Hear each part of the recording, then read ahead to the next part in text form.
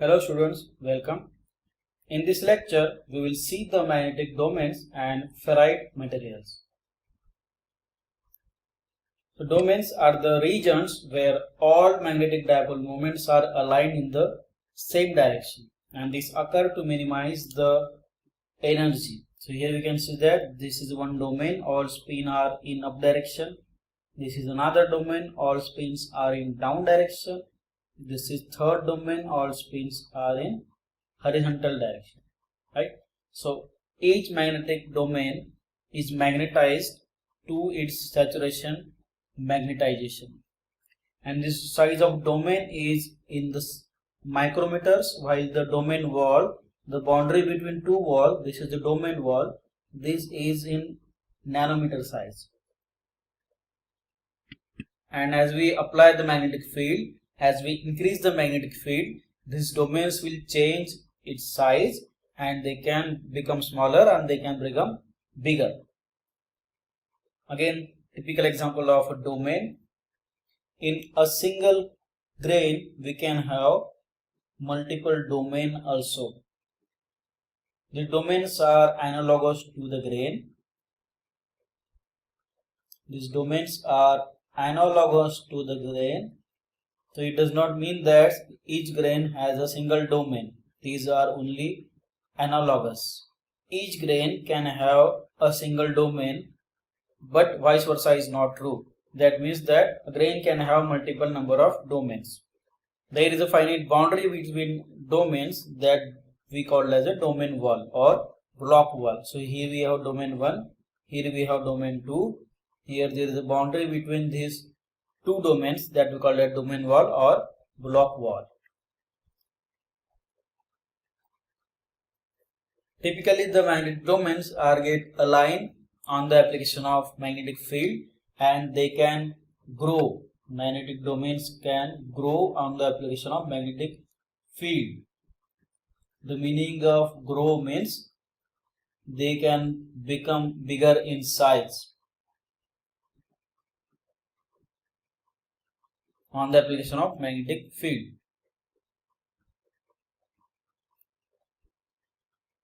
Here we will see, if we apply the magnetic field, how the domains will change their shape, how the domains will grow in size. So we have a typical material in which we start applying the magnetic field. Suppose this is a material. In this material we have n number of domains. So now we will start applying the magnetic field. Say for example, we have at h equal to 0, we have 10,000 domains. So this 10,000 is the number of domains. So initially the permeability will be very less and the domains will start growing in the direction of magnetic field. So as the magnetic field increases, these domains will start growing. So here we have, for example, 9,000 domains. Here we have, for example, 8,000 domains. Here we have, for example, 5,000 domains. Here we have, for example, 4,000 domains, and here we have, for example, 3,000 domains. So from 10,000 to 3,000 domains will grow in bigger in size, and at the saturation magnetization, the domain size will be stable. So after this point is called as saturation magnetization at this field. So you have to apply this much of field for a saturation in the sample, and this on y-axis shows ms, that is saturation magnetization. After this, if you apply magnetic field, there is no change in the magnetization, so this will remain constant after this point. Remember that we have 10,000 domains here, and domains have grown bigger in size, and we have 3,000 domains here. Now we'll see the formation of hysteresis curve. So from the last example, we have 10,000 domains here, we have 3,000 domains here. This is called as saturation magnetization given by ms. ms is the saturation magnetization, and that is the maximum possible magnetization. That means that magnetization has saturated at that point. So now if you reverse the magnetic field, so what? we have done. We have sample at this point or at this position. From here we start applying the magnetic field, and domains have now get saturated. So after this point it will be like this only. So from this point, if you keep on decreasing the magnetic field, so this is corresponding magnetic field. Now we will decrease the magnetic field. So we come to at this point. At this point, only 1000 domains will get oriented in the opposite direction, and 2000 domains remain in the same direction, or they are saturated. So that's why it is not following the exact path what we have traveled. Say for example, we have gone from 10,000 to 3,000. While decreasing the magnetic field, it should come back again from 3,000 to 10,000, but it will not follow the same path. It will go in another path. This is because all saturated domains will not come to their original position, or will not get randomly aligned again. So here only 1000 has randomly aligned, and 2000 are in the saturated state. So these thousands are random. So here we have 2000 domains. Then this point we can call as the remnant magnetization or remnant's flux density.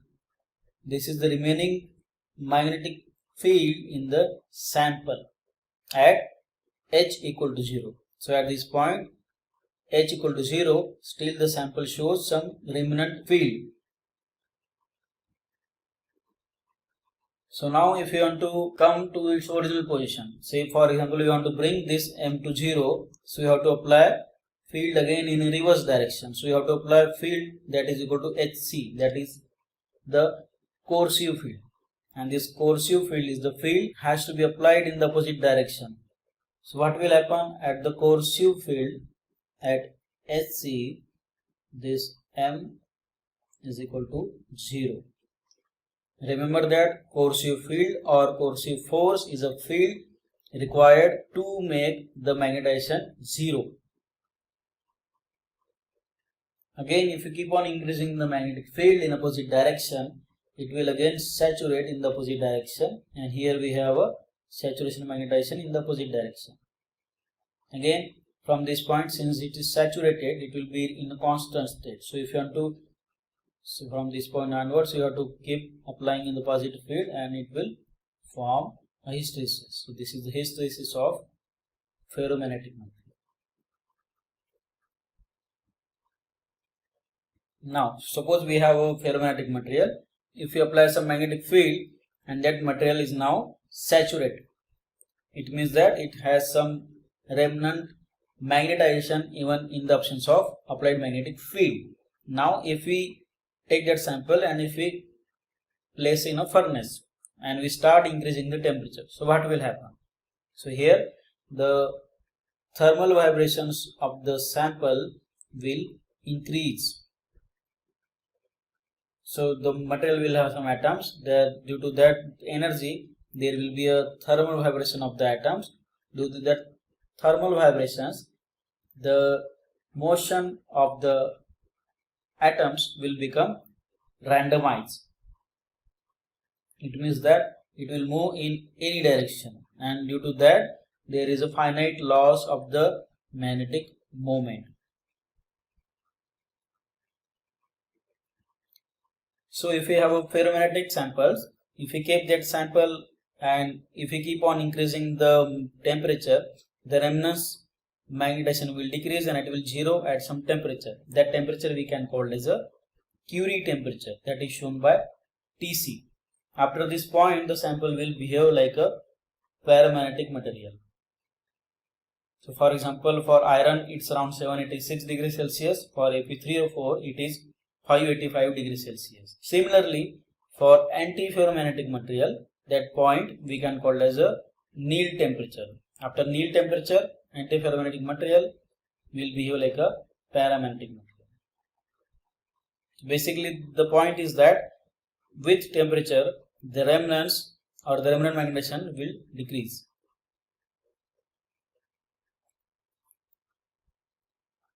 So now if you take 3 single crystals of iron and if you measure the magnetic properties of it, it will show anisotropic properties. Anisotropic means the magnetization in all three single crystals will be different. That we called as anisotropy or anisotropy, and that is due to the following reason.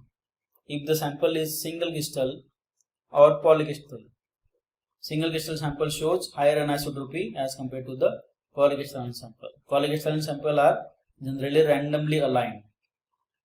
If it is a single crystalline, what is the percentage of orientation? Means how much percentage it is oriented, whether it is 100% oriented to that particular direction or 70% oriented. Third, the presence of pores or the second phase particles in that matrix. This will also define the anisotropy properties. Fourth, the temperature at which we are measuring the properties. And fifth, if we apply the stress, what is the state of the stress? These 5 parameters will define the magnetic anisotropic properties of ferrite samples or ferromagnetic samples. Based on these anisotropic properties, we can categorize a crystallographic material into 2 types that we call as direction of easy magnetization and direction of hard magnetization. If the sample get oriented easily in one direction as compared to other direction, that we call as direction of easy magnetization or short ferrite. So for example, this is iron. We have taken single crystals of iron. This is for 100 crystal, this is for 110 crystal, and this is for 111 crystal. So you can see that for 100 crystal, we have to apply only say 4000 ampere per meter of magnetic field to get a saturated loop. For 111 sample or for 110 sample, you have to apply nearly 45,000 ampere per meter to get a saturated loop. The magnetization along 100 direction is easy as compared to the magnetization along 110 direction, that we call as easy direction of magnetization. Similarly, for a case of nickel, if you take 3 single crystals, here 100 is the hard axis of magnetization. Here you need around 15,000 ampere per meter field as compared to the 111 crystal. There you need only 2000 ampere per meter field. So here 111 will be the direction of easy magnetization and 100 will be the direction of hard magnetization. Based on this, we can categorize materials into 2 types. One is called as short ferrite, one is called as hard ferrite. So if you take iron 100, that we call as short ferrite. If we take iron 110, that we call as hard ferrite, because it requires lot of energy for saturation as compared to the 100 axis. The soft and hard ferrite can also be classified based on the area of the hysteresis loop, and that area of hysteresis loop give the volume of material per magnetization demagnetization cycle. So we have 2 loops here. One loop will be like this, it's very small. Another loop will be very bigger in size. So this loop we can call as soft ferrite, and this material we can call as a hard ferrite. And this area under the curve in this loop will give the demagnetization energy. So we can see from this curve that this sample, that is sample number A, requires very less energy for demagnetization as compared to sample number B. So this is a soft ferrite and this is a hard ferrite.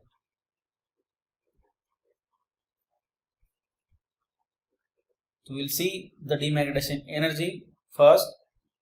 So energy required to demagnetize a magnet is called as demagnetization energy. How do we measure this energy? We will take a largest BH rectangle, and if you measure the area of that, that will give you the demagnetization energy in kilojoule per meter cube. This energy is in kilojoule per meter cube. This units you have to do, you practice yourself and find out how the unit is kilojoule per meter cube. So this value, that is BH max, will give you the energy required for magnetization or demagnetization of a permanent magnet. It means that this much energy you have to supply to make it demagnetize. Larger the BH max, harder the material.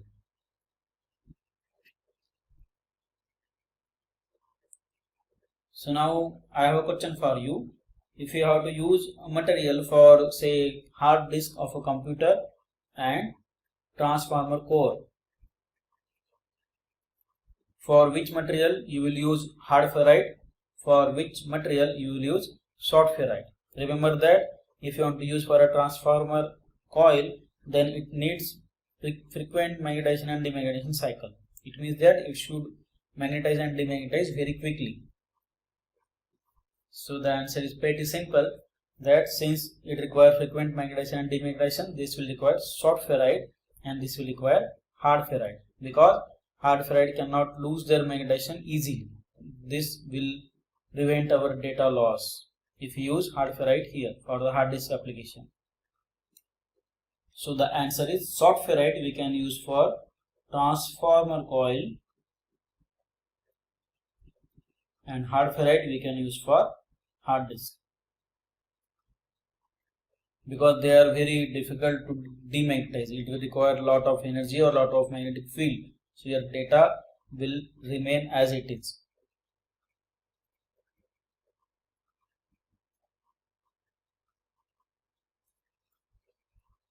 Now we will see the types of ferrite. One is soft ferrite.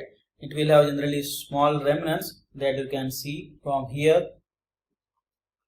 It will have high initial permeability given by the slope of the curve. This will steep, that's why the initial permeability will be very high. It will have small corrosive field. So this is a corrosive field as compared to the hard ferrite, it is smaller. It will have a very small and thin hysteresis loop. It will have low power or low BH product. That means that they are very easy to demagnetize and their response to the high frequency magnetic field is very fast. They have a small corrosive field, that's why they will respond with very fast. These we generally use for the generators, motors, dynamos and switching circuits. These are typical soft ferrite material and these are their compositions.